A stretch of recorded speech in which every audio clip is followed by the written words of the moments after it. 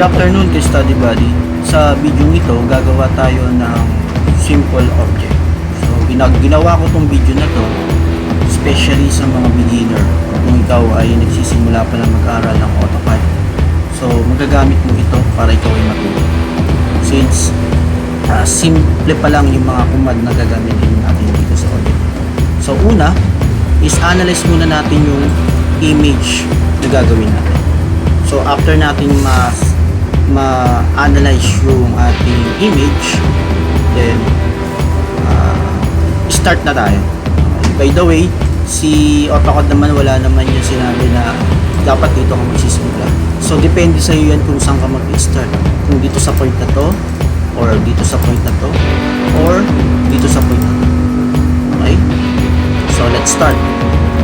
So, gumawa ako ng guide kung saan makakatulong ito habang ginagawa ko tong video na to is yung mga i-input natin ng mga data sa ating command line is makikita natin. Okay, so let's start. So first command is i-on muna natin yung ating ortho mode and yung ating object snap. So kung wala yan, hindi nakikita sa ating status bar, punta kayo sa customization, click nyo yung ortho mode and yung ating object snap. So after nating maklik yan, so i-turn on nyo. So paano malalaman na naka-turn on ang ating ortho mode? Kailangan naka-color blue yan. Yan yung ating object snap. Checkan nyo yung endpoint. Okay. Dahil later on magagamit natin yung pang-detect ng endpoint ng ating mga line. Then i-on natin. Okay. So start tayo. First command natin is line. So pwedeng kayong mag-type sa ating command line ng L or line, or click nyo yung line sa ating ribbon sa may draw panel.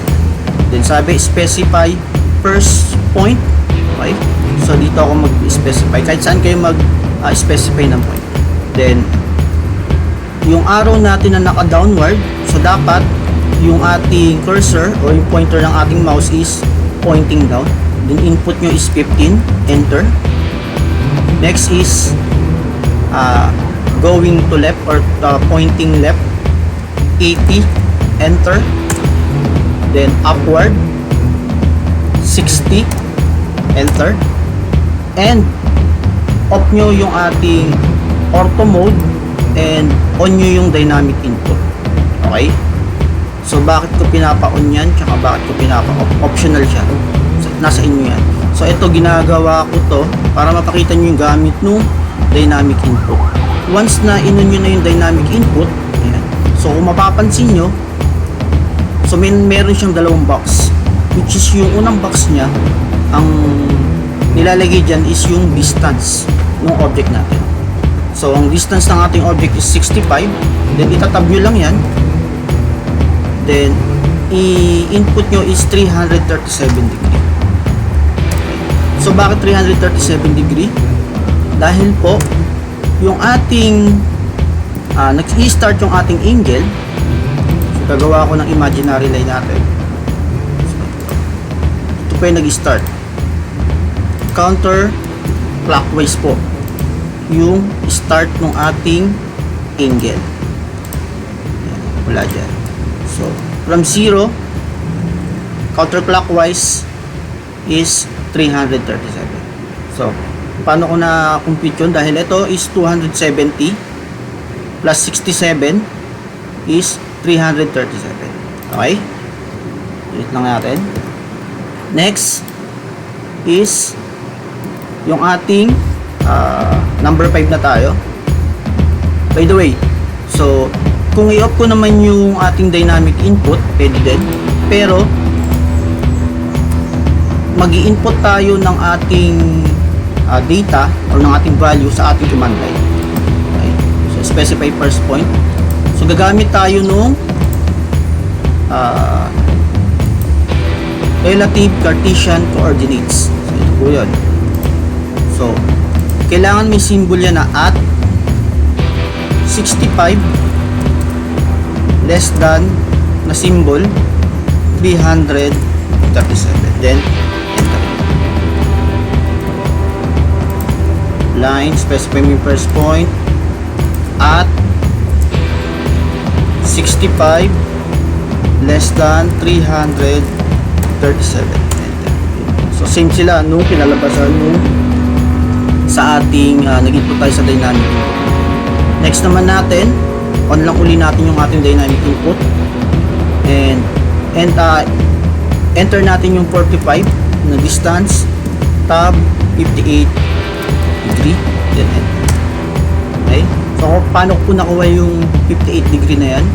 So kung maglalagay tayo ng ating imaginary line ulit,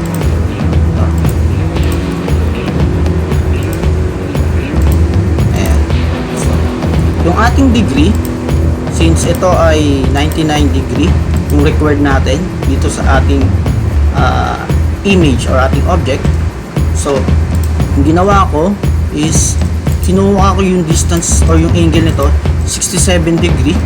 Okay, so 99 minus 67 degree is, ang sagot ay 32 degree. So 90 minus 32 is 58 degree. Okay, so kaya na-come up ko yung 58 degree na in-input ko dito. Okay, so delete lang natin to. Okay, next is yung ating dito tayo, upward. So orthogonal lang uli natin. Okay, then line, then specify first point, then upward natin yan. So hindi ko lang yung kulay natin. So line, specify point, then upward is 30 ang kanyang distance. The next is off mo lang yung ortho mode. Okay, then 36.25 tab 49. Okay, enter. So bakit siya naging 49? So ito yung aking ginawa na base sa angle natin na require kailangan natin. So since 139 yan, so kuha ulit ako ng imaginary line. So 139 minus 90 degrees, since ito is 90 degree to, yung dalawa na ito yung perpendicular natin.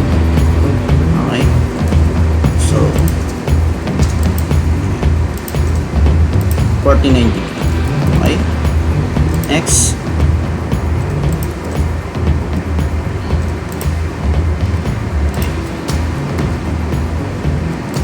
is yung ating downward na tayo. 9. So downward is ortho on 80. Enter. Then connect natin yung ating last point sa first point natin. Pwede naman yan ang i-close ang inyong i-type sa command line kung tuloy-tuloy yung paggawa natin. Since paputol-putol tayo, so hindi na yan mag-connect dito. So it's ano na lang, manually na lang natin i-connect yan sa ating first point. Then escape. Okay, then lagyan natin ng dimension. Okay, so yung ating angle. So by the way, yung mga nakita nyo na may mga kulay red and merong color yellow, na-edit po yan dito. Gagawa lang kayo ng preferred nyo, naka-customize po yan sa manage dimension style. Dito po yan modify. So dito po yan nakikita. Okay, so tuloy na lang natin yung paglalagay ng ating dimension.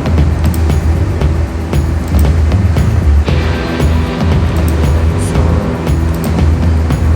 meron akong topic about dimensioning. So makikita nyo naman yan sa mga previous video. So,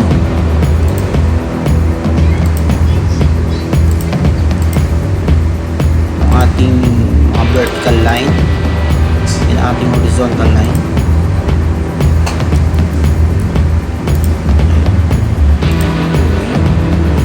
Kaya importante na ma-detect nyo yung or naka-on yung inyong endpoint kung saan madedetect nya yung mga endpoint ng ating mga line.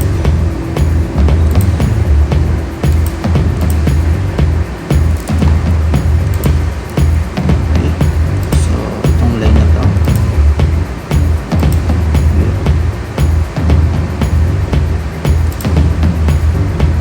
Yung last point natin.